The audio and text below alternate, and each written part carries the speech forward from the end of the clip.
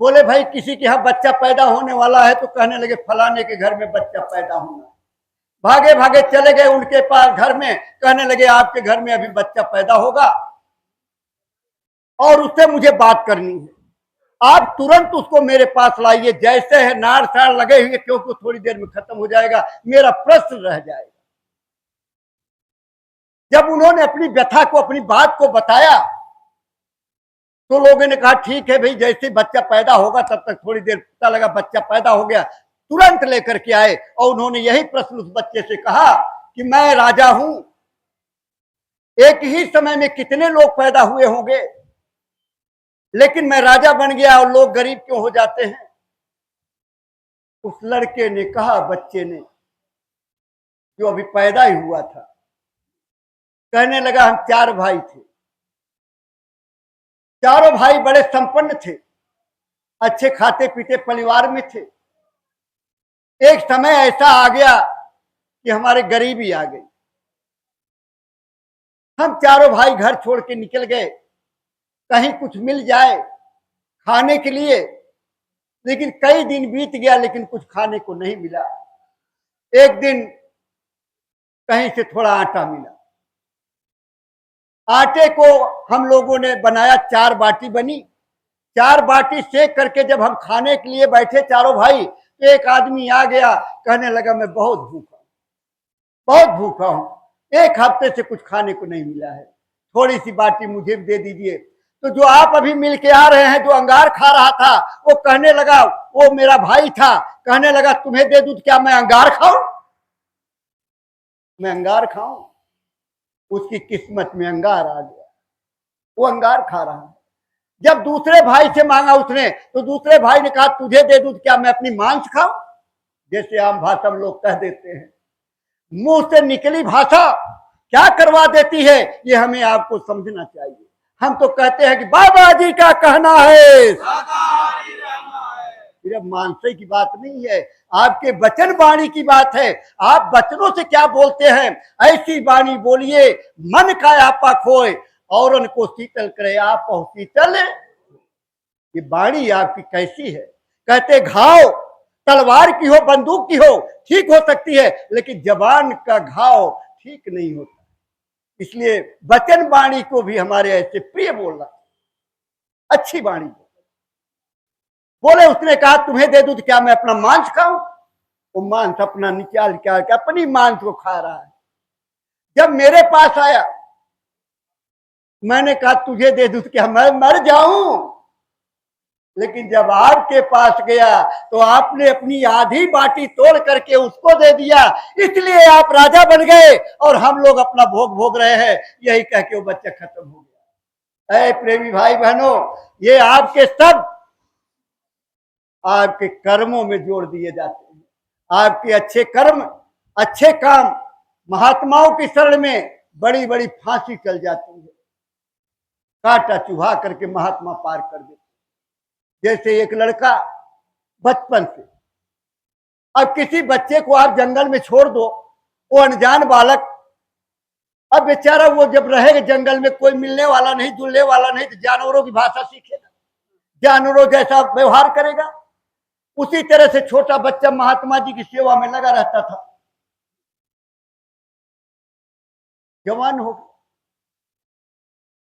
हो गया तो महात्मा जी ने कहा कि अरे जाओ घूम आओ, बाहर देख आओ, दुनिया देखाओ, दुनिया क्या है। तो वो बेचारा महात्मा जैसे वो लुंगी सी बांध रखा, धोती की, और एक वैसे कपड़ा सा पहन रखा। वो तो भाई क्या है, महात्माओं को ऐसे होता है, लगोटी अपने बांध लिया, कुछ नहीं। वहां सूट बूट पतलू नहीं आए, बढ़िया कुर्ता ही तो फिर छिटक के और पहुंच गए, थोड़ा हम ही अच्छे लगे, जरा बढ़िया, हमसे अच्छा तो कोई नजर नहीं आ रहा।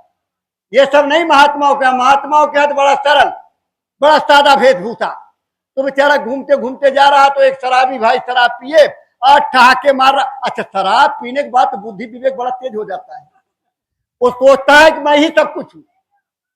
एक बार वो राजा अकबर और बीरबल, बादशाह अकबर बीरबल दोनों घोड़े जा रहे थे, उधर से एक शराबी आ गया, बोला ये गधों क्या कीमत है। राजा ने कहा इसको बंद करो, ले चल कर बंद कर दिया। सवेरे दरबार लगा, बुलाया उसको, बोला हाँ बता गधे क्या कीमत, बोला सरकार तो व्यापारी रात ही चला गया, वो रात को चला गया, वो तो नशा जब तक था तब तक उठा पास था। तो वो देखा शराबी अपना बड़बड़ा रहा था, तब तक उधर से कोई जा रहा था तो उसके टोप इतनी बड़ी पोटली गिर गई शराबी के सामने, और सन्यासी भी सामने खड़ा, और वो दौड़ा, उठाया पोटली खोला, सोना चांदी रुपया, और देखा सन्यासी की तरफ, और वो रुपया देखा, ओ हाँ ठहाके मार के, देखा शराब पीता हूं, मांस खाता हूं, मौज मस्ती करता हूं, फिर भी भगवान दे रहा है। आप बताओ, जवानी हो गई, बचपन से जवान हो गया महात्मा जी के सत्संग सुन करके, वचन सुन करके, लेकिन 1 मिनट भी नहीं लगा उसका मन फिर गया। अच्छे काम को सीखने में बरसों लग जाते हैं, लेकिन बुरे काम में 1 मिनट लगता है। वो बोला ठीक कर रहा है। बताओ, ये मस्ती मार रहा है, इतना मौज ले रहा, फिर भी भगवान इसके जब वहां दिन रात पोछा लगाओ, झाड़ू लगाओ, लगोटी फींचो, बर्तन मांजो, खाना बनाओ, बाबा की जो है शरीर भी मालिश करो, बताओ क्या क्या वहां क्या मिलता है। जैसे ही मुड़ा, कांटा चुभ गया तो बेचारा झुका और कांटे को निकाल के फेंक करके गया। महात्मा जी ने कहा बच्चा आ गया है, बोले आ तो गया लेकिन रहूंगा नहीं। बोले क्यों? अरे बोला कुछ नहीं, मुझे रहना ही नहीं यहाँ। अरे बोला बात क्या हो गई? बोले बात क्या हो गई, यहाँ दिन रात तो करवाते रहते, ये कर ले, ये कर ले, ये कर ले, ये कर ले, ये यहाँ क्या है? अब वो देखो वहां शराब पिए मस्ती में ठहाके मार रहा, भगवान उसको सोना चांदी रुपया ऐसे फेंक उसके आके जा रहे हैं, यहाँ क्या मिलता? बोले अरे बस इतनी सी बात है। बोले तुम्हें तो ज्योतिष का ज्ञान है, तुम घड़ी मिलाओ, ज्योतिष मिलाओ, गणना लगाओ, उस घड़ी तुम्हारी और उसकी गणना में कैसे क्या आता बच्चा, फिर छोड़ के चले जाना, जाओ क्या जरूरत है, चले जाना। जब वो बैठा और ज्योतिष की विद्या निकाला, गणित लगाया, तो उसी वक्त उसको राजा बनना था, उस शराबी को राजा बनना था, लेकिन उसके कर्म अच्छे नहीं थे, इसलिए पोटली मिल गई, उसी में उसको संतोष करना पड़ेगा। उसको पता ही नहीं क्यों कर्म खराब थे, लेकिन उसको सन्यासी को फांसी लगनी थी, उसी घड़ी में फांसी लगनी थी।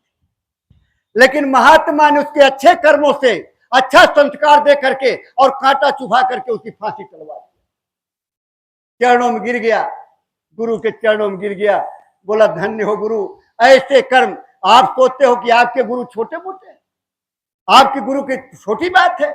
मैं आपके इसी दिल्ली की कहानी बता देता हूँ, इसी आपके नजफगढ़ क्षेत्र की कहानी बता देता हूँ, जो हमारे लोगों के बीच की बात है। ये तो आपने सुना, चलो किस्सा सुना दिए, यही मित्र गांव की कहानी सुना। हकीकत जो हुआ, एक पुलिस में लड़का नौकरी करता था, ड्यूटी से घर पहुंचा तो घर में चाचा ताऊओं में झगड़ा चल रहा था। पुलिस वाला डंडा हाथ में था, उसने खींच के डंडा मार दिया, उसके ताऊ या चाचा जो है गिर गए, लोग उठा के अस्पताल ले गए। अस्पताल 2 दिन बाद वो मर गया, नौकरी छूट गई, मुकदमा चलने लगा। अंत में वकील ने कहा कि भाई तुम्हें मैं बचा नहीं सकता, या तो तुम्हें फांसी होगी या तो आजीवन कारावास होगा। मैं केस ही ऐसे उलझ गया है। अब वो अपने मुंह से जो बात बताई वो मैं बताने जा रहा हूं। हमारे दिल्ली प्रदेश के अध्यक्ष माननीय विजयपाल सिंह जी और मैं मथुरा आश्रम पे बैठे थे। रात को सुरक्षा की ड्यूटियां लगती थी, तो 2 बजे तक एक शिफ्ट होती थी, 2 बजे के बाद दूसरी शिफ्ट लगती थी, तब हम लोग सोते थे। तो अब बता रहा है, बोला दिल्ली में ऐसी कोई माता कोई बाबा नहीं है जिनके पास मैं नहीं गया, सभी बाबाओं के सभी माताओं के पास गया, और मेरे साथ ये घटना घट रही है, मुझे बचाइए। लेकिन किसी ने कुछ नहीं आश्वासन दिया, कुछ नहीं बताया। एक मुझे मिल गए, उन्होंने कहा ऐसा करो तुम चले जाओ मथुरा। गांव में ही कोई थे, एजेड थे उस समय, 70-70 साल के। लेकिन एक बात है कि बाबा जी 101 रुपए से नीचे नहीं लेते। अच्छा, यहां बहुत पुराने सत्संगी भी बैठे होंगे, जो बाबा जी को 1 रुपए भी दिया होगा, अठन्नी भी दिया होगा। अगर पुराने भाई होंगे तो अठन्नी भी दिया होगा। हमने दिया है 1 रुपया, 2 रुपया, 5 रुपया। लेकिन उसने कहा कि 101 रुपया से नीचे लेते नहीं। जिस आदमी खाना किसी तरह घर का चल रहा है, किराया लगा के जाना है, 101 रुपया किसी तरह बेचारा कुछ पैसे इकट्ठा किया और लेकर के किराया भाड़ा बस से ट्रेन से जैसे चला गया। बोले चला आया तो पूछा भाई बाबा जी से मिलना। हमारा आदमी क्या करे। बोले बाबा जी बैगन के खेत में निराई चल रही, वहां बैठे, वहां चले। तो वहां खेत में चला गया। खेत में गया तो बाबा जी बैठे हुए थे, तो गया 11 रुपया बाबा जी के हाथ में पकड़ाया और बाबा जी ने पैसा फेंक दिया। बोले सेवा करो सेवा। तो कहने लगा मैंने समझ गया कि 101 नहीं है इसलिए बाबा नहीं लिए, 11 रुपया इसलिए फेंक दिए। कोई प्रेमी उठाया रुपया, उसको पकड़ा दिया कि ये तुम रखो। 10 मिनट तक वो सेवा करता रहा। सेवा करने के बाद तब गुरु महाराज ने खुद उसको बुलाया, इधर क्या बात। उसने अपनी सारी दशा बता दी। कभी आप लोग भी गुरु महाराज, कभी क्या हमेशा पहुंचे थे गुरु महाराज दुखड़े तो रोते थे।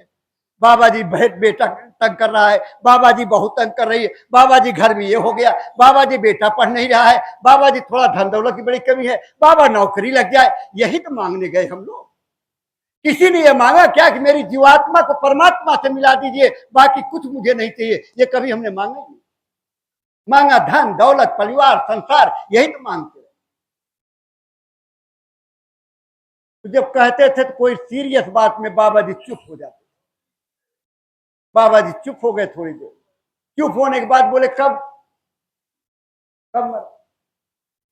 बोले 2 दिन बाद। फिर चुप हो। फिर गुरु महाराज, अच्छा जाओ बच्चे जाओ।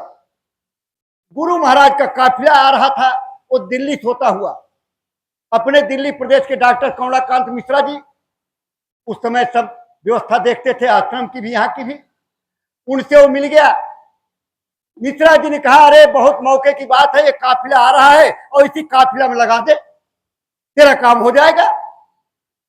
बोला क्या करूं। बोले 5,000 सेवा दे दे काफिले में। और वो कैसे कैसे कर्जा लेके दिया हो, जैसे दिया हो। यही बोट क्लब पे गुरु महाराज का कार्यक्रम भी हुआ था, उस काफिले का वहीं प्रेमी आए थे और उसने 5,000 रुपए दे दिया।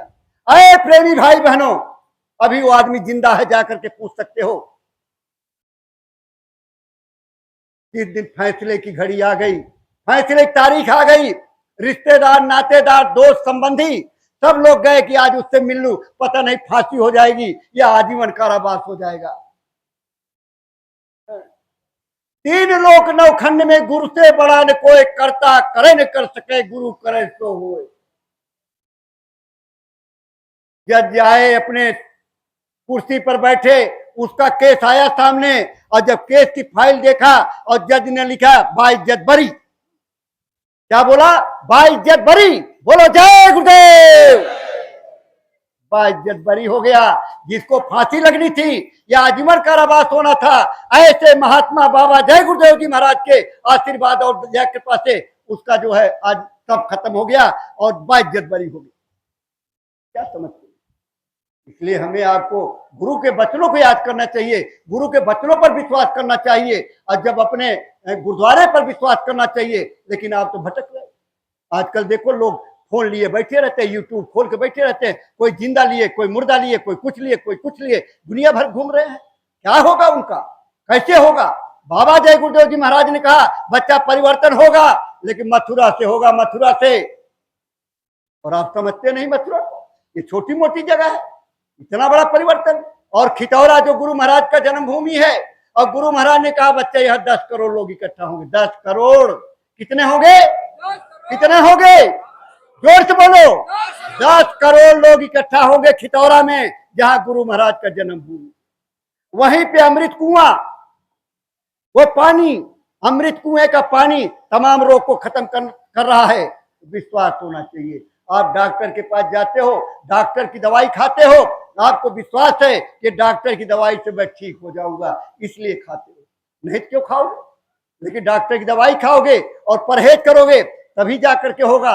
दवाई खाओगे परहेज नहीं करोगे तो भी ठीक नहीं होगे, परहेज करोगे दवाई नहीं खाओगे तो भी ठीक नहीं होगे। तो दोनों चीज करना पड़ेगा, दोनों चीज। इसलिए आपसे विनती और प्रार्थना है कि जो भी आदेश निर्देश आश्रम से मिलता है उस पर कोई शंका करने की जरूरत नहीं, कभी शंका मत करना।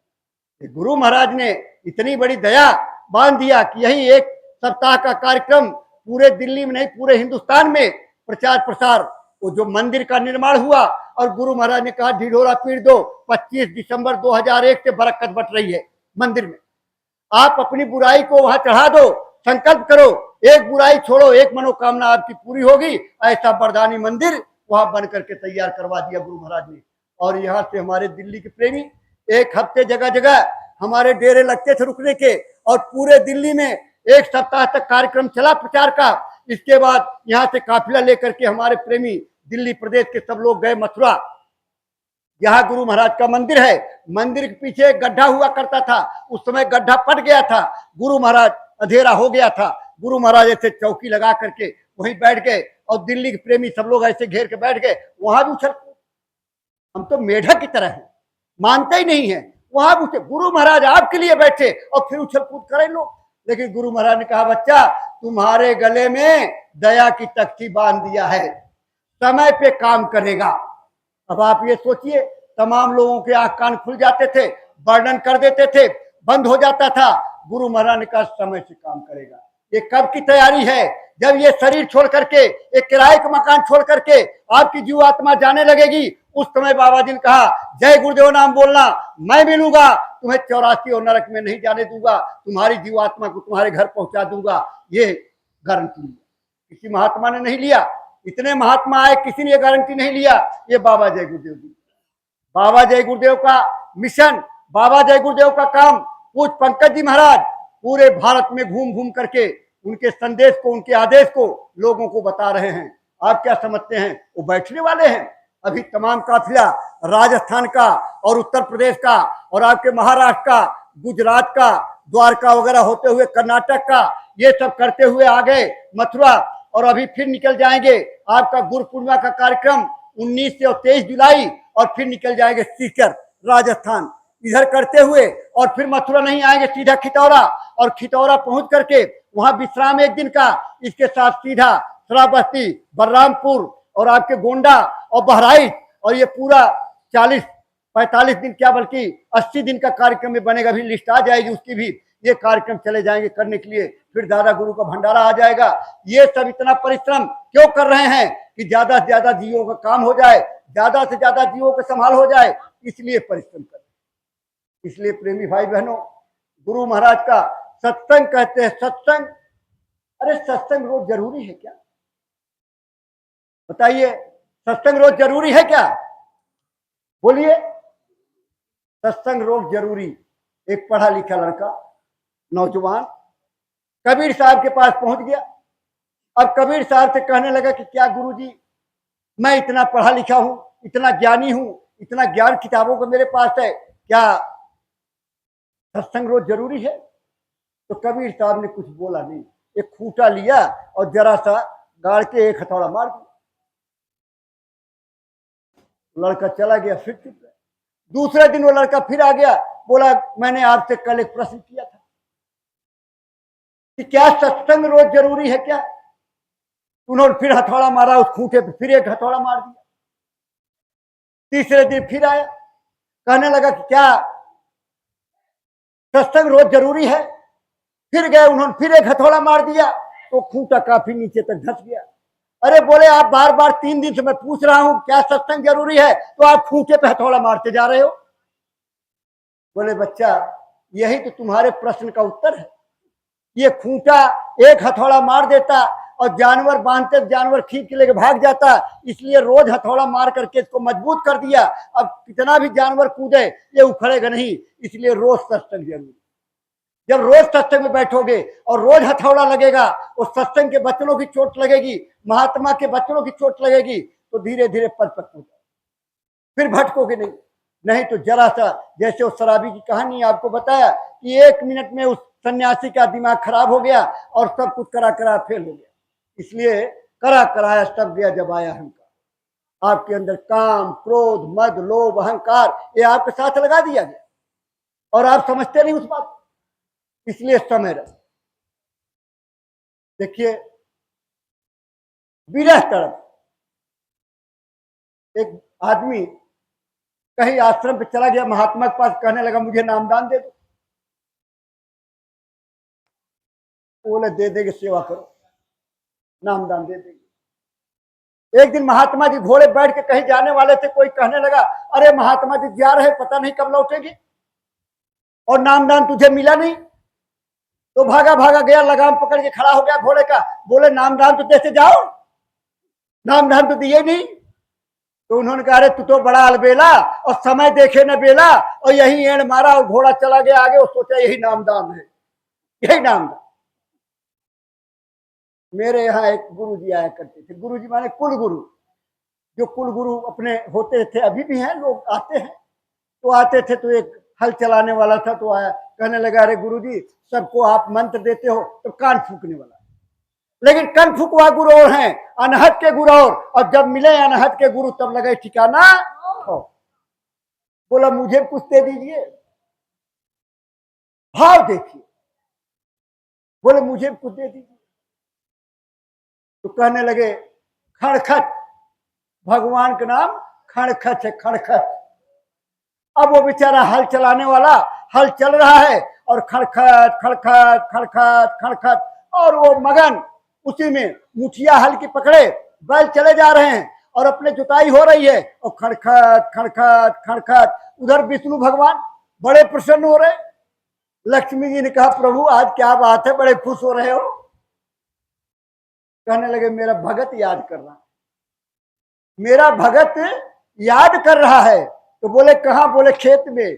जब लक्ष्मी जी ने देखा, बोले हो तो करा खड़खट खड़खट खड़खट। दुनिया तो कहते हैं विष्णु भगवान के 1000 नाम, उनके 1000 नाम रखे गए। अब वो तो खड़खट खड़खट, अरे उसी 1000 में भी नाम रहा होगा खड़खट। बोले मुझे विश्वास नहीं। बोले फिर? बोले चलो मैं देखूंगी।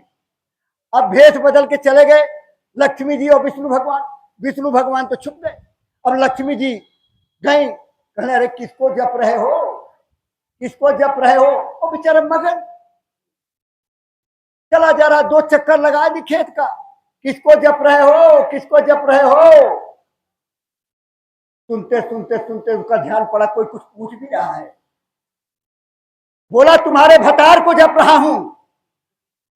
भतार हमारे ईस्टर्न यूपी में, पूर्वी उत्तर प्रदेश में, उधर पति को भतार भी कहते हैं, यहाँ तो हस्बैंड भी कहते हैं, अंग्रेजी में हस्बैंड कहते हैं, पति कहते हैं। तो उसी तरह से अपने गांव देहात में भतार कहते। बोले तुम्हारे भतार को जप रहा हूं। लक्ष्मी जी ने विष्णु भगवान को देखा और मुस्कुराए दोनों, कहने लगे तो भगत पक्का है भाई, इसको तो दर्शन दे दो। अरे प्रेमी भाई बहनों, वही दर्शन दे दिया। ऐसे महापुरुष को जल्दी दर्शन हो जाते, क्योंकि देखो ये संसार है, संसार में भाव देखते हैं, वो प्रभु भाव देखते हैं। अगर आपका भाव बढ़िया है तो भागे भागे चले जाते। धन्ना सेठ की कहानी आप लोग सुनते होंगे, क्योंकि हमारे कथाकार लोग सुनाया करते हैं कि धन्ना सेठ इतने प्रेमी थे बेचारे कि जो भी आता था उसको जो है महात्मा उसकी सेवा किया करते थे, खिलाते पिलाते थे। उनका बाप तंग आ गया, बोला अगर आप कोई भी महात्मा दरवाजे पर नजर आया ना तो तुझे घर से निकाल दूंगा, कोई नहीं आएगा। अब बेचारे क्या करें, बड़े चिंतित। गेहूं बोने के लिए गेहूं दे दिया।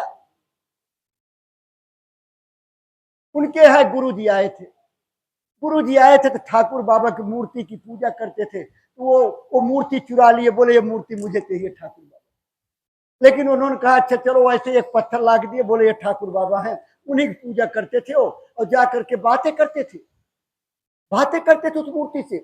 अब वो जब पिताजी नाराज हो गए थे बेचारे, कोई कैसे आ जाएगा, कैसे मना करूंगा। उन्होंने कहा ऐसा करो, ये गेहूं बोया खेत में। अब गेहूं बोने जा रहे थे, बैलगाड़ी पे बैठ करके गेहूं ले जा रहे थे, उधर 6-7 महात्मा आ गए। उन्हीं से पूछते हैं कि धन्ना का घर कौन है? बोले हाँ धन्ना के घर तो वहां है, आप बताइए। बोले मैं धन्ना से मिलने आया हूँ। तो बोले चलो चलो, ले गया जो है अपने एक जगह बैठाया उनको, बोला यही रुको मैं आता हूँ। जो गेहूं बोने के लिए ले गया था वो गया बाजार में बेच दिया, और उसका खाने पीने का सामान ले आया और उनको जो है खिलाया, महात्माओं की सेवा कर दिया। इसके बाद घर चला आया। अब बोने के लिए क्या करे, लोग कहेंगे बोया नहीं तो रेत ले आए, रेत ले आए, और खेत में वही रेत ऐसे छीट रहे हैं। लोग देख रहे हैं अरे धन्ना कुछ बो रहा है, ऐसे रेत छीट रहे पूरे खेत में। अब खेत में पूरा रेत छीट के चले आए। चले आए, पिताजी कहा बुआई हो गई? बोले हाँ बुआई हो गई। अब कैसे बताए पिताजी से? तो बोले बुआई तो हो गई, बुआई हो गई। जब वहां खेत में फसल आई, निकलने लगी, बड़ी हरी भरी, बड़ी दमदार, ऐसे गेहूं की फसल। लोगों ने कहा अरे भाई तुम्हारे खेत में तो बहुत अच्छी फसल लगी है। अब धन्ना सोचे मैंने तो कुछ बोया ही नहीं, और कहां से जो है फसल हो गई। तो जा करके जब देखे वो फसल, तो वही जो ठाकुर जी की मूर्ति रखा, उनसे कहने लगे, बोले अरे जब तुम मेरी सेवा में लगे हो तो मैं भी तो तुम्हारी सेवा में करूंगा। तो आप क्या समझते हैं कि आप उनकी सेवा करोगे तो आपकी सेवा नहीं करेंगे? तो गेहूं की जगह रेत जो है उग गया और गेहूं तैयार हो गया। तो धन्ना सेठ की ऐसी कहानी थी कि धन्ना सेठ कहलाने लगे। उनका तो यहाँ राजस्थान में मंदिर भी बना हुआ है, बहुत कुछ है। इसलिए प्रेमी भाई बहनों, बाबा जय गुरुदेव जी महाराज बड़े सादगी, जैसे देख रहे हैं ऐसे सादे वेशभूषा में रखते, और ऐसे अमोलक धन के मालिक इनके गुरु महाराज ने इनको आदेश दिया ये मेरी दौलत बांट दो। इन्होंने कहा है बड़ा कठिन काम है, लेकिन गुरु ने आदेश दिया कि मेरी दौलत बांट दो, तब मैं इस काम को कर रहा हूं। आज मेरे गुरु महाराज कहते बंद कर दो तो आज मैं बंद कर दूंगा। लेकिन वो अपने गुरु महाराज से ये प्रार्थना किए कि नामदान मैं दूंगा, संभाल आपको करनी पड़ेगी। जब आप संभाल करेंगे तो मैं नामदान दूंगा। दादा गुरु ने कहा कि मैं नाम संभाल करूंगा। लोग दादा गुरु को ही भूल गए। दादा की कीमत ज्यादा होती है पोतों के लिए, इसलिए दादा की पूजन जो होती है अपने दिसंबर नवंबर में, वो अगहन की 10वीं शुक्ल पक्ष, उसमें हर साल होता है। गुरु महाराज करते थे, हम लोग भी करते हैं। वहां बराबर दादा गुरु एक बार दाढ़ी बनवा रहे थे। दाढ़ी दया कर दे महात्मा तो आपकी कितनी जल्दी काम हो जाए, दाढ़ी बनवा रहे। नाई ने कहा अरे गुरु जी आपके यहाँ लोग क्या लेने आते हैं, बड़े खुश होकर जाते हैं। तो बोले तुझे चाहिए? आधी दाढ़ी बनी थी, आधे वहीं बैठा दिया नाई को, और बैठा करके नामदान दे करके और वहीं सूरत को चढ़ा दिया, पर्दा खोल दिया और वहीं उसको दर्शन दीदार हो गया। महात्माओं की तीर्थ। कबीर साहब जब आए थे तो कबीर साहब का कोई गुरु नहीं। अब गुरु करना बहुत जरूरी है। बिन गुरु भाव निज तरह न कोई, बिना गुरु के जा ही नहीं सकते। जानकार नहीं होगा तो जाओगे कैसे? उस समय बड़े विद्वान रामानंद जी थे, तो रामानंद जी के पास गए, बोले मुझे चेला बना लो। वो बोला अरे तू तो अछूत है, दुलाहे के यहाँ पले थे। बोले अछूत है, मैं नहीं चेला बनाता। तो देखते रहे रोज, तो गंगा जी में स्नान करने जाते थे रामानंद जी 4 बजे अंधेरे में, तो पौड़ियों में लेट गए। जब रामानंद जी जा रहे थे और पैर पड़ा उनके शरीर पे, तो पीछे हट गए, बोले राम राम राम राम राम राम। तो राम राम को उन्होंने मंत्र मान लिया, लेकिन चेला नहीं बनाया उन्होंने।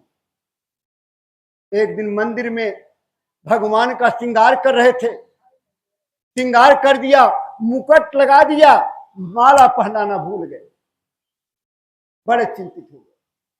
मुकुट उतारेंगे तो भगवान की तौहीनी होगी, और नहीं उतारेंगे तो श्रृंगार पूरा नहीं होगा, माला नहीं पहनाएंगे तो क्या करें। अभी सोच ही रहे थे, तब तक कबीर साहब बाहर बैठे थे। अरे गुरुजी क्यों परेशान हो रहे हो? माला का धागा तोड़ दो और गले में पहना करके बांध, और साज भी रह जाएगा और श्रृंगार भी हो जाएगा। तो रामानंद ने सोचा ये तो मेरे यहाँ कभी आया नहीं अंदर मंदिर में, इसको कैसे पता? इसका मतलब ये पहुंचा हुआ है। वहां से भागे आए, पैर पे गिरने जा रहे थे। बोले आप हमारे गुरु हैं, आप पैर नहीं छुएंगे। बोले मेरा क्या होगा? बोले अगले जन्म में, अगले जन्म में होगा। तो बोले ठीक है। तो बुढ़े थे, खत्म हो गए, तो सेठ धर्मदास के नाम से जाने गए।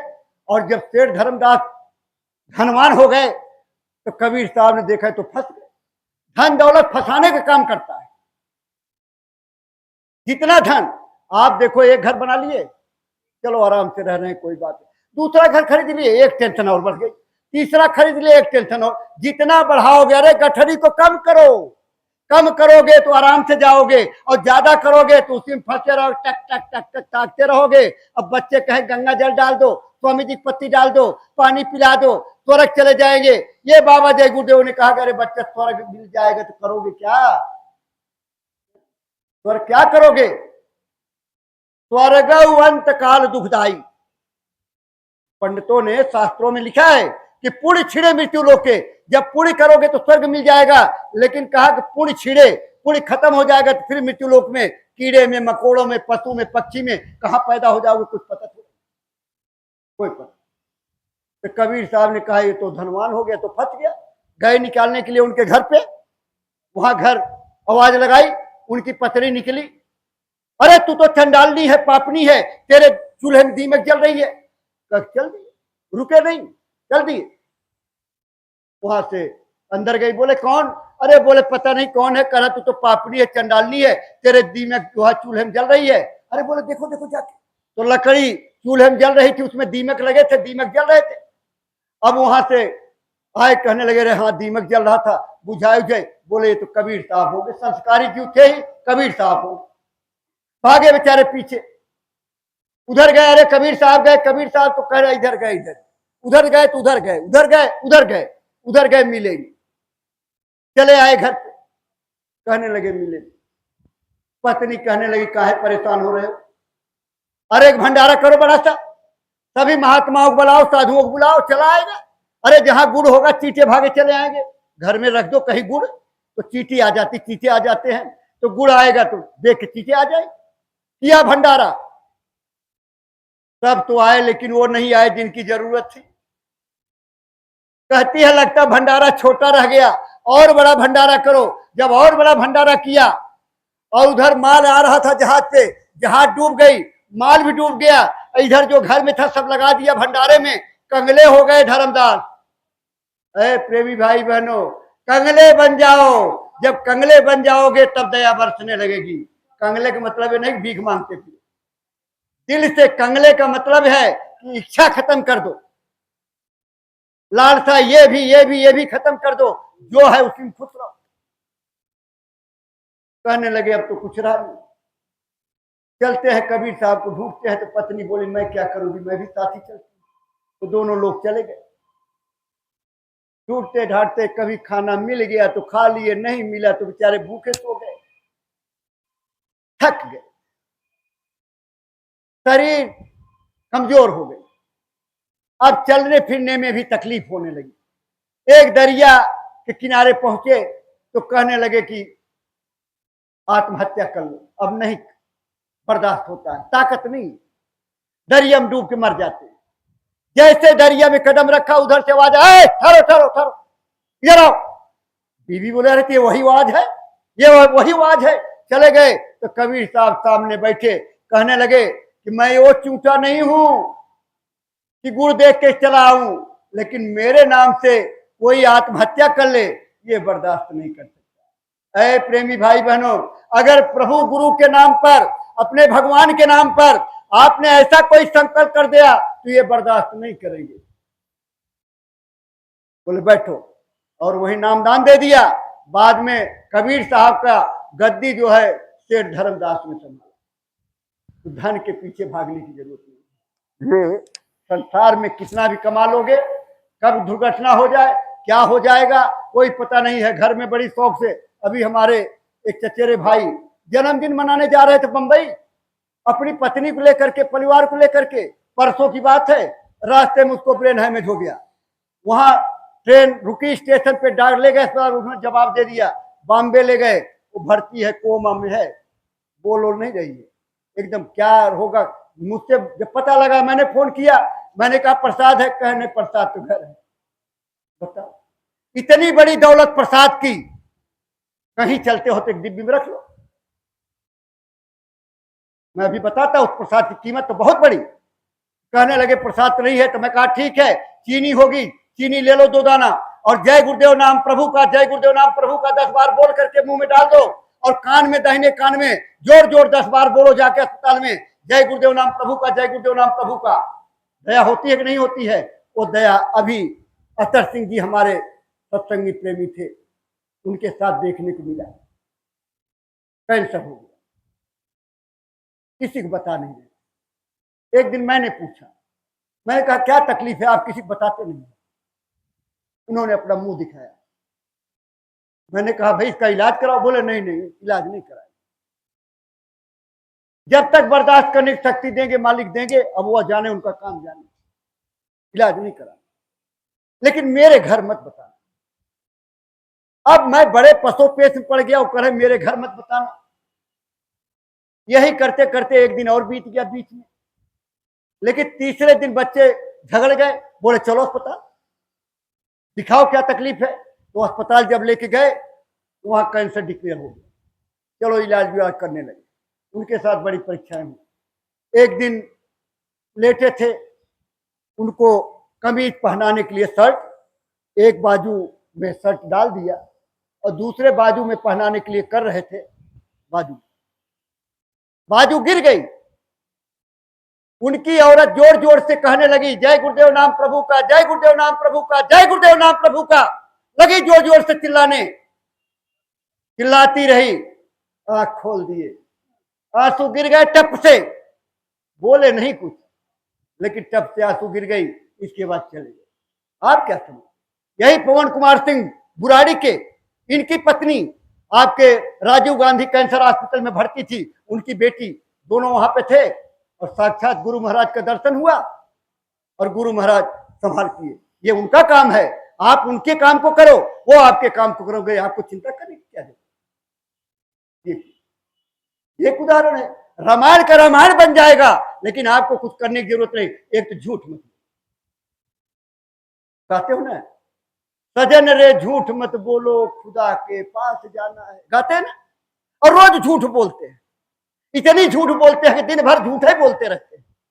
मत बोलो झूठ, झूठ बोल बोल करके आप अपने सब किया धरा सब बेकार कर।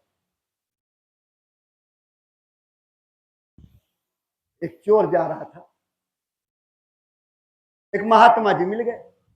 बोला निकालो महात्मा जी, क्या है तुम्हारे पास? अरे बोला बच्चा हमारे पास क्या, लंगोटी कमंडल के अलावा क्या है? लेकिन ये क्यों करते हो? चोरी मत किया करो। बोले नहीं नहीं, ये तो मैं छोड़ ही नहीं सकता। अच्छा बोले ठीक है चोरी करो, लेकिन झूठ मत बोलो। जैसे एक शराबी गुरु महाराज के पास गया, गुरु महाराज ने कहा शराब मत पियो। बोला देखो गुरु जी, शराब तो मैं नहीं छोड़ सकता। बोला अच्छा ऐसा करना, तुम मेरे सामने मत पीना, बाकी सब जगह पी। बोला ठीक है। बोला ये कौन से रोज मिलने वाले हैं, घर में पीऊंगा। अब घर में बैठ गया, टेबल पे नमकीन रख लिया, बोतल रख लिया, गिलास रख लिया, डाल दिया, और जैसे गिलास उठा देखा गुरु महाराज की तस्वीर नजर आ रही। उठ के चला गया कमरे के अंदर, कमरे के अंदर गया तो वहां भी जो है देखा तो फिर तस्वीर आ रही। यानी जहां जाए वहीं तस्वीर नजर आए। उठा गिलास पटक दिया, बोतल भी पटक दिया। अब पटक के चला गया गुरु महाराज के चरणों में, चरणों में ये दया। वो चोर कहने लगे चोरी मत करो। बोले नहीं चोरी तो छोड़ ही नहीं सकता। तो बोले ऐसा करो झूठ मत बोलना। बोले हाँ ये आपकी बात मान सकता, झूठ नहीं बोलूंगा। आगे जा रहा था तो राजा भेष बदल करके उधर से घूम रहे थे। राजा ने कहा कौन? अब वादा किया है कि झूठ नहीं बोलूंगा। तो बोला चोर। आप कौन? राजा ने बोला मैं भी चोर। बोले अब दो मिल गए, बढ़िया चोरी होगी। तो राजा ने कहा मुझे रास्ता पता है, चलो राजा के यहाँ चोरी होगी आज। तो दोनों चले गए गुप्त रास्ते से, और राजा को तो पता ही था। तिजोरी तोड़ दिया, तिजोरी तोड़ा तो 3 लाल। अब 3 लाल का बंटवारा, तो एक एक लाल बट गया, लेकिन एक लाल बच गया। कैसे करे, तोड़ने तो बेकार हो जाएगा। तो बोले इसी छोड़। अब मेन दरवाजे से जा रहे हैं, मेन रास्ता जो निकल रहा है। अब वहां गार्ड लगे, कौन? तो बोले चोर। बोला पागल है, पागल है, चोर चोर कहेगा?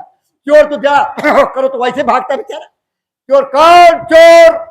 और चोर निकल गए, राजा निकल गए। राजा ने पता उता ले लिया और कहने लगे फिर चोरी करने चले गए, तो पता दे जाओ। तो पता ले लिया। सवेरे हल्ला हो गया, अरे चोरी हो गई, चोरी हो गई, चोरी हो गई। मंत्री भागा भागा गया, वहां से जाके देखा तिजोरी टूटी पड़ी है और निकाला 1 लाल। बोला चोरी तो सब चोरी हो गई। लाल उठा के अपनी जेब में डाल। दरबार लगा था, आया। राजा ने कहा क्या हुआ? बोला सरकार पता किया जा रहा है, सिपाही निकल गए हैं चोर का पता करने के लिए, तो सब खजाना लुट गया। बोले अच्छा। बोले काम करो, फला गांव में फला आदमी रहता है, जाओ उसको बुला खिलाओ। 2 सिपाही चले गए। अब वो बेचारा दूर से देखा सिपाही आ रहे, बोले लगता राजा के यहाँ खबर लग गई और अब जो पकड़ने आ गए। उन्होंने पहुंचा, बोले राजा के यहाँ चोरी हुई, तुम्हें मालूम है? बोला हाँ मालूम है। किसने किया? बोला मैंने किया। सिपाही बड़े खुश हो गए, बोले आज हवलदार की फीस लग जाएगी। चोर ही मिल गया। तो चोर लेकर के गए। अब वहां जो है राजा के सामने खड़ा कर दिया। राजा ने कहा तुमने चोरी की? बोले हाँ चोरी की। अकेले की? नहीं नहीं, 2 थे, 2। क्या चोरी किया? बोले हम दोनों गए, तिजोरी तोड़ दिया। तिजोरी तोड़ा तो उसमें 3 लाल थे, तो 1 लाल वो ले लिए, 1 लाल मैं ले लिया। अब 1 लाल का बंटवारा नहीं हो रहा था तो मैंने छोड़ दिया। अब राजा ने मंत्री से कहा कि वो लाल कहाँ है तीसरा। जब तलाशी ली गई तो मंत्री की जेब में लाल निकला, तो बोला असली चोर ये है असली चोर। और एक महात्मा का वचन मान लिया कि झूठ नहीं बोला, तो उसको मंत्री बना दिया गया। और हम आप क्या करते, दिन रात झूठ झूठ झूठ झूठ। तो कम से कम आज संकल्प कर लो झूठ नहीं बोलो। क्यों बोलते हो, क्या मिलेगा? अरे विश्वास करो, झूठ मत बोलो, तो देखो कितना बड़ा फायदा होता है। लेकिन आप तो झूठ बोल देंगे, तो झूठ नहीं बोलेंगे तो नुकसान हो जाएगा। अरे झूठ बोलोगे तो उससे बड़ा नुकसान हो रहा है, आप उसको समझ ही नहीं रहे। इसलिए झूठ छल मत करो, बेईमानी मत करो, कपट मत करो। आज भाई भाई का खून का प्यासा हो रहा है, एक एक इंच जमीन के लिए लड़ाई हो रही, गोली चल रही है। क्या लेके जाएंगे, क्या लेके जाते हो? यहीं पड़ा रहेगा। ये कहानी किस्सा चलता रहता है। दादा परदादा कितना 7वीं 8वीं पुस्त में बैठा हुआ हूं, लेकिन उसी रगड़े झगड़े सब चल रहे हैं। ये झगड़े वो झगड़े वो झगड़े, ये ज्यादा ले लिए वो कम ले लिए। मेरी एक याद आ गया, मेरी हमारे गांव में बड़ी माता को मावा बोलते हैं, यहाँ ताई बोलते हैं। तो सत्संग में जाती थी, वो उस समय जाती थी जब गुरु महाराज खुद गेहूं कटवाते थे, बाजरा कटवाते थे। तो मेरे मावा जो है साथ में गेहूं काटी है बाबा जी के साथ में, तो चली गई कब की। तो आई सत्संग से, तो जैसे अलग अलग रहते थे हम लोग। तो भैंस गाय उनकी इधर बधी है, उनकी इधर बधी है यहाँ। तो गोबर गोबर कर दिया था, तो वहां से किसी ने गोबर उठा लिया। तो माता जी ने यहाँ से गोबर उठ गया, तो 20 गाली सुना दिया, किसी ने हमारा गोबर उठा लिया। तो मैंने कहा कहाँ गई थी? अरे भैया सत्संग में गए थे। तो मैं कहा यही बताया था कि आओ गाली बको है, सारा बेकार कर दिया सत्संग का। बर्दाश्त करो, कम खाओ गम खाओ, बर्दाश्त करो। बर्दाश्त कर लोगे तभी तो काम होगा। दीन बन जाओ तो दीनानाथ मिलेंगे, और अमीर बनोगे तो अमीरनाथ कभी नहीं मिलेंगे। कृष्ण भगवान के रहते रहते पांडव नरक में चले गए। अब आप कहो राधे राधे कहो चले आएंगे मुरारी। तो अगर द्रौपदी ये राधे राधे कहती होती तो वह चीरहरण हो जाता, नंगी हो जाती, नंगा कर देता। लेकिन नहीं, जब उसके पति नहीं देखे, उसके पितामह नहीं देखे, सभा नहीं देखी, तो दोनों हाथ ऊपर करके कहा दुख हरो द्वारकाधीश शरण में तेरी। तब कृष्ण भगवान साड़ी बढ़ाने लगे थे। तो कभी ने कहा साड़ी है कि नारी है, नारी है कि साड़ी है, साड़ी ही की नारी है कि नारी ही की साड़ी है। इतनी साड़ी बढ़ा दी है। तो आप क्या समझते हैं? उनके साथ रहने वाले पांडव नरक में चले गए, और आप कृष्ण की पूजा और राम की पूजा करके यज्ञ करके अपनी जीवात्मा को परमात्मा से मिला सकते हैं क्या? हाँ, अच्छा कर्म करो, ये नहीं है। देवी देवता देते हैं, भौतिक लाभ मिलेगा, उसमें फंस जाओ। अगर राम से मिलना है, देवी देवता से मिलना है, आपके घर में ही आ जाए हनुमान जी, और पूछ लगाए, वो लाल मुंह किए, और आपके जाए बच्चा बहुत खुश हूं तुम्हारी भक्ति से, तो आप क्या करोगे? क्या करोगे?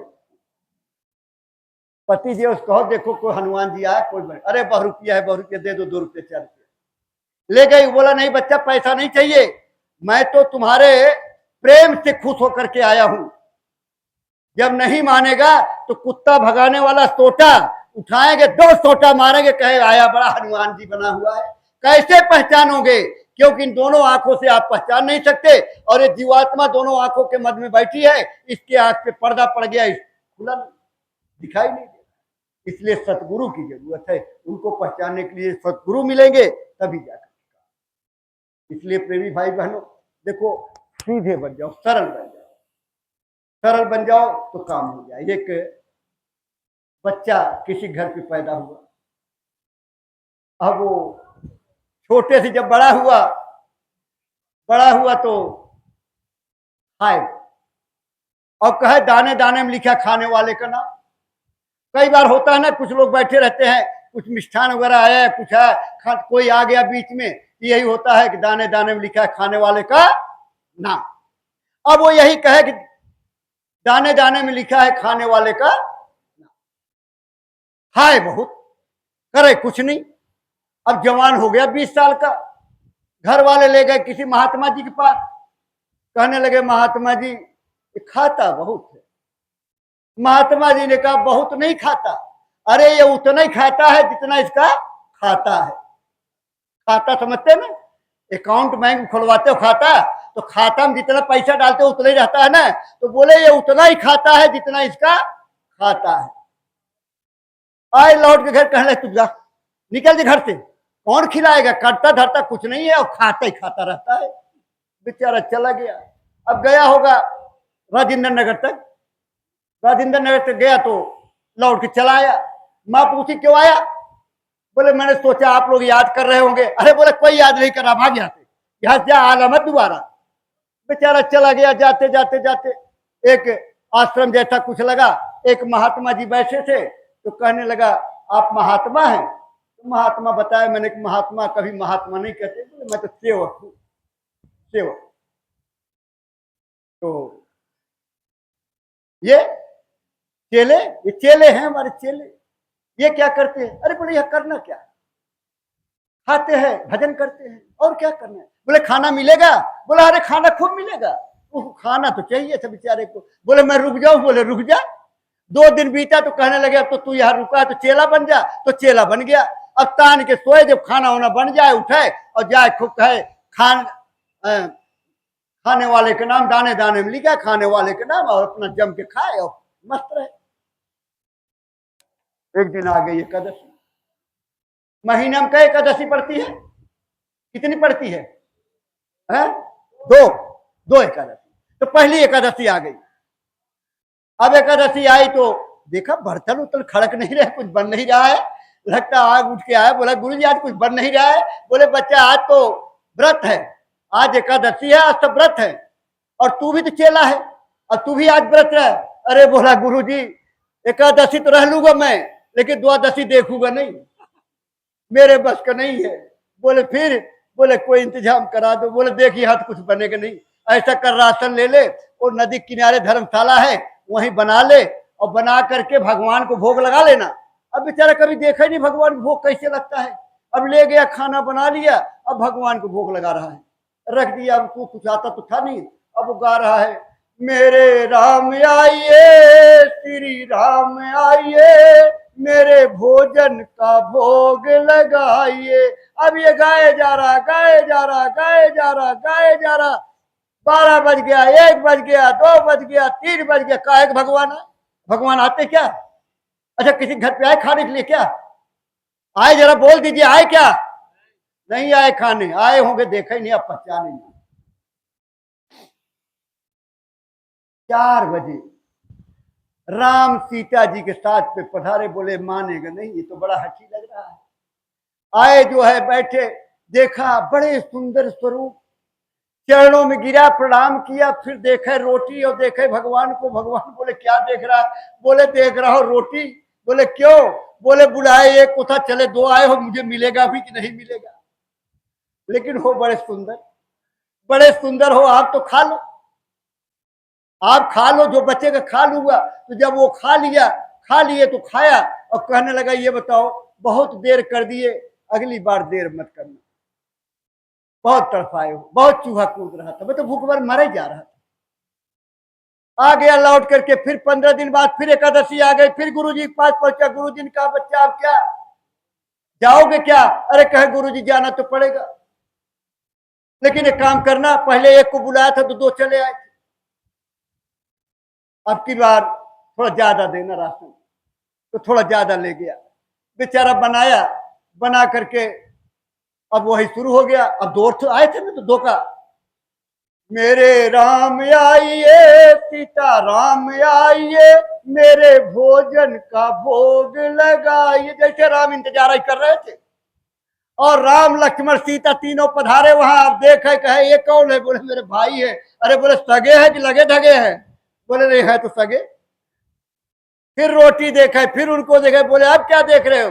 बोले रोटी देख रहा हूं, बुलाया 2 को था तो चले 3 आए हो, लेकिन चलो आप तो भोजन करो, आप करो। तो भोजन किया। अब भोजन किया हो इतने किया। बोला ऐसा है अगली बार कितने आओगे? कितने आओगे? बोले बता दूंगा। चले गए। अब आया फिर एकादशी आ गई, फिर गया गुरुजी के पास।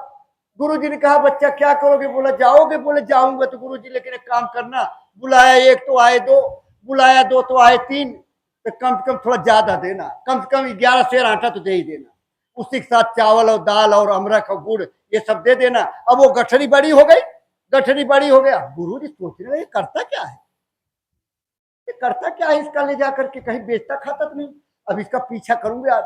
अब वो गठरी लेकर के गया, वहां धर्मशाले पहुंचा, उतार दिया। अब पहले थोड़ा सुस्त आया और कहने लगा पता नहीं कितने आ जाएंगे, पहले बुला तो लू, बुला लू फिर बना लेंगे। अब उसने कहा फिर मेरे राम आइए, सीता राम आइए, लखन राम आइए, मेरे भोजन का भोग लगाइए। तब तक तो प्रभु राम दरबार, राम लक्ष्मण भरत शत्रुघ्न और हनुमान जी साथ में वहां पधारे तो देखता ही रह गया। बोले खुद तो आए बानर साथ में लेके आ गए। बोला कुछ बना नहीं है। बोले क्यों? बोले खुद ही बनाओ, खुद ही खाओ। बोले क्यों? जब बोले मुझे मिलेगा नहीं तो मैं काहे बनाओ, अपने आप बनाओ।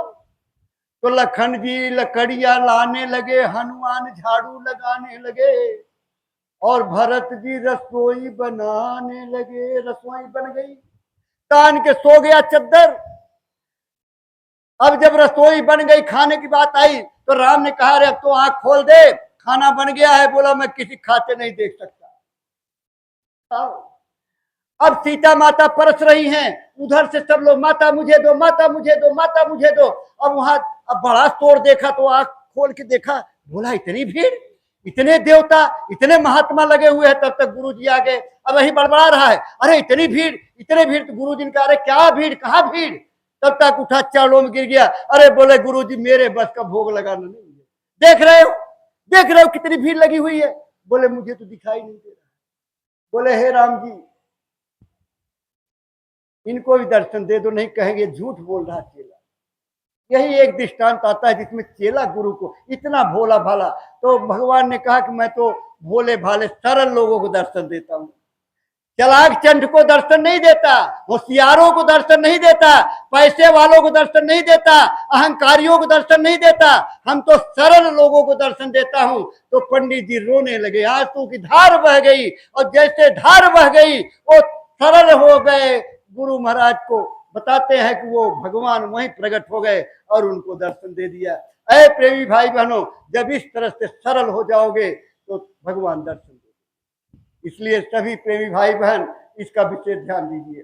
बाबा जय गुरुदेव जी महाराज ने कहा कि देखो दो काम करना, एक तो शाकाहारी रहना, किसी भी पशु पक्षी के मांस का आहार मत करना, और किसी भी नशे का सेवन मत करना जिसमें मां बहन की पहचान खत्म हो जाए।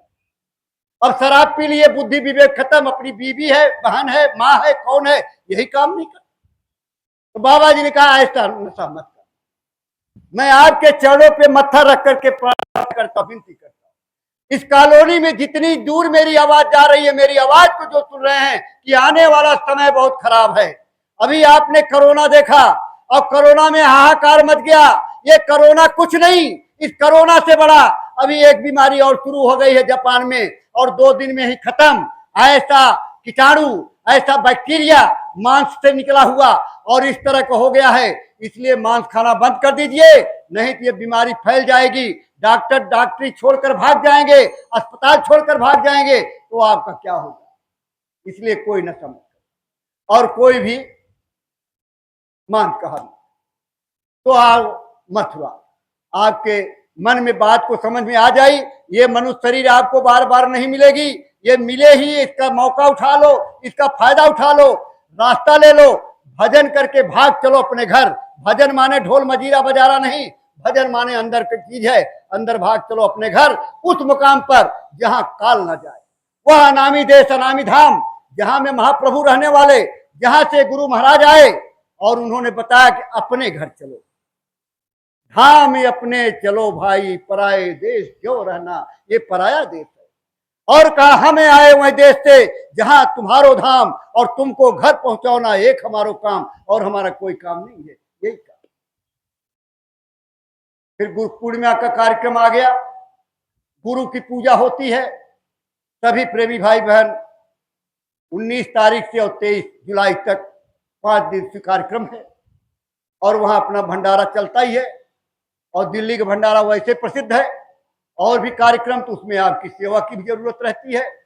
तो सभी भाई बहन दिल से मन दुखी करके कभी सेवा मत करो। खुश होकर के, अगर खुश होकर के देंगे तो खुशी से ही मिलेगा, बरकत होगी। अब आप दुखी मन से करोगे तो दुख की बरकत होगी। इसलिए खुशी मन, ये बड़ा खर्चा होता है। ये सब आप लोगों को करने की जरूरत है कि आपके जो जिम्मेदार लोग हैं इस क्षेत्र के, अपने शिव प्रसाद भगत जी बहुत प्रेमी, शिव प्रसाद जी भगत जी रेहड़ी लगाते थे फल की, केला सेब वगैरह बेचते थे। ये महापुरुष बाबा जय गुरुदेव जी महाराज करोल बाग आते थे, कोई सामान वगैरह खरीदना होता था तो भगत जी के स्टूल पे बैठते थे और भगत जी को अपने गमछे से पोंछ के बताते थे कि ऐसे सेब लगाया करो। ये बाबा भगत जी को भेज देते, तुम जाओ ये पता करके आओ, और खुद उनके ठेले पे बैठे रहते। शिव प्रसाद भगत जी को कम से कम प्रार्थना दोहराई हो तो प्रार्थना याद, इतना सेवादार थे। लेकिन समय पूरा हो गया, समय जिसका पूरा हो जाएगा उसको तो जाना पड़ता है। इसमें रोने धोने की जरूरत नहीं है। हमको भी जाना है, आपको भी जाना है, तो किस लिए रोना जब जाना ही है। आए हैं तो जाएंगे राजा रंग फकीर, एक सिंहासन चढ़ चला एक बंधा जंजीर। जो कर्म गलत करते हैं वो जंजीरों में बंध के, कर्मों की जंजीर, और जो सतगुरु की शरण में है वो सिंहासन पर बैठ करके जाते। तो जब जाना है तो डरना किस बात का, मत डरिए। ये प्रार्थना करिए कि चलते फिरते चल। यहाँ पर अपने दीपचंद जी हैं, ये भी 2-4 महीने में रिटायर हो रहे हैं, तो कहने लगे हम तो गांव चले जाएंगे। अपने नरेश जी हैं, बेचन जी हैं, और ये शर्मा जी हमारे बड़े प्रिय बैठे हुए हैं, पवन शर्मा। पवन शर्मा की माता जी बहुत बुजुर्ग थी, इनके यहाँ एक पहला इतवार को सत्संग हुआ करता था। बहुत प्रेमी थी, परिवार पूरा संगत से जुड़ा हुआ। लेकिन जब बुढ़ापे में अब अध्यक्ष जी रिटायर हो गए तो महाराज जी के साथ रहने लगे मथुरा आश्रम पे, तो काफिला लेके। तो उन्होंने कहा कि मुझे विजय पाल सिंह का सत्संग सुनना, मौका मिल नहीं रहा था। माता जी ने यहाँ तक कह दिया कि जब मैं मर जाऊंगी तब सत्संग होगा। भगत जी ने मुझे ये बात बताई कि माता जी ने ऐसे बोला है। बुराड़ी में महाराज जी का कार्यक्रम था, वहीं पे महाराज जी से मैंने विनती किया कि माता जी ऐसे ऐसे बोली हैं, तो विजय पाल जी को एक दिन के सत्संग के लिए भेज दीजिए। तो महाराज जी ने कहा ठीक है। उस दिन फिर बड़ा अच्छा कार्यक्रम उनके घर हुआ, और थोड़े दिन बाद माता जी का शरीर पूरा भी हो गया, चली गई। उनके बेटे पवन शर्मा जी आए हैं। तो ये परिवार बहुत प्रेमी और बड़ा लगाव इस तरह से था। उसी बीच में तमाम तरह की इस तरह की चीजें होती रहती हैं। तो ये लोग बड़े कर्मठ और सेवादार, यहाँ के थोड़ा बिजनेस करते हैं तो बिजनेस में बिजी रहते हैं। तो अपने ये प्रेमपाल सिंह जी जरा हैं भैया, खड़े हो जाए तो अच्छा है। प्रेमपाल सिंह जी है, ये है प्रेमपाल सिंह जी। अभी देख लीजिए, इनकी पत्नी है पूनम। ये लोग बड़े अच्छे गुरु महाराज के चेले हैं, बड़े सेवादार हैं। इनको यहाँ की जिम्मेदारी सौंपी गई है, आपके इस क्षेत्र की, करोल बाग की, आपके त्रिनगर की, आपके शास्त्री नगर की। शास्त्री नगर में रहते हैं, और पहला इतवार जो पड़ता महीने का उसी दिन इनके यहाँ सत्संग का कार्यक्रम रहता है। और 7 तारीख को पहला इतवार पड़ेगा, और उसमें इनके यहाँ गोष्ठी भी रखी जा रही है। वो 1 बजे से गोष्ठी होगी, जिसमें पहाड़गंज और त्रिनगर और शास्त्री नगर इधर क्षेत्र के लोग इनके यहाँ इकट्ठा होंगे। और बाकी 7 तारीख को 9 बजे से आपके किरण गार्डन मटियाला रोड पे, जो उत्तम नगर में पड़ता है, 7 बजे से वहां पूरे दिल्ली प्रदेश की गोष्ठी होगी, जिसमें अपने माननीय विजय पाल सिंह जी रहेंगे, और इनके यहाँ भी वो आएंगे वहां से कार्यक्रम करने। 12 बजे वहां खत्म हो जाएगा। पहली बात, हाथ जोड़ के विनती है, आपके चरणों में मत्था रख करके प्रार्थना है, थोड़ा समय का ध्यान। देखिए समय कब करवट ले लेगा ये कुछ पता नहीं लगता है, क्या हो जाएगा आप नहीं समझ सकते हैं। इसलिए समय जो दिया जाता है उस समय का थोड़ा ध्यान रखेंगे तो समय से काम जो है हो जाता है। प्रचार प्रसार, गुरु महाराज ने कहा ये मेरा शाकाहारी का संदेश जन जन तक पहुंचा दो, तो हमारे प्रेमी सब करते रहते हैं। तो अभी गर्मी में लोग नहीं निकल पा रहे, बड़ी गर्मी, 53 हो गया, 52 हो गया, बड़ी गर्मी। अरे अभी बड़ी गर्मी देख रहे हो, जब ये बिजली बंद हो जाएगी तब क्या करोगे? 60 होगा, 60 आग बरसेगी दिल्ली में, तब क्या करोगे? इसलिए गुरु के आदेश का पालन करो, जैसे आदेश मिलता है पहुंच जाओ, तब बचाव हो जाएगा। नहीं तो देखते जाओ क्या होगा, आग लगेगी। इतनी गर्मी, ये मैं आर्टिकल पढ़ा था आज से 12-13 साल पहले उसने कहा 20 साल बाद दिल्ली का टेम्परेचर 60 हो जाएगा, 60। इसलिए सबसे मेरी विनती प्रार्थना है कि 9 बजे किरण गार्डन में सोलंकी साहब के यहाँ कार्यक्रम होगा। वहां के लोग सब समय से पहुंच जाएंगे। अपने बदरपुर के लोग हैं, जमुना पार के लोग हैं, वो लोग सब वहां आएंगे। लेकिन यहाँ इसी क्षेत्र के लोग रहेंगे जो बीच के हैं, शास्त्री नगर और आपके करोल बाग और श्रीनगर। और सबसे जिनको नामदान मिला है या जिनको नहीं मिला है उनको भी लाइए, उनका भी परमार्थ बन जाए, उनको भी रास्ता मिल जाएगा। क्योंकि महाराज जी का कार्यक्रम 19 से शुरू है और 21 तारीख को महाराज जी का सत्संग होगा सवेरे। गर्मी है ना तो सवेरे होगा, तो समय से एक दिन पहले पहुंच जाइए। तो वहां नामदान भी ईश्वर प्राप्ति का रास्ता बड़ा सरल रूप से दे रहे हैं। बाबा जी ने कहा था आगे सरल कर दिया जाएगा, तो बड़े सरल रूप से नामदान मिल रहा है। बाकी तो बहुत लोग घूम रहे हैं, बहुत नाम बांट रहे हैं, लेकिन बाबा जी ने मन से कहा था 10 मार्च 1912 कि आगे ये नामदान, ये सत्संग नहीं मिलेगा। ये गुरु महाराज ने बोला था। इसमें शंका करने की जरूरत नहीं है। इन चीजों का विशेष ध्यान दीजिए। आप लोग सेवा अपनी अपनी समय से सब जमा करा कर दीजिए, अपने अपने जिम्मेदारों की। और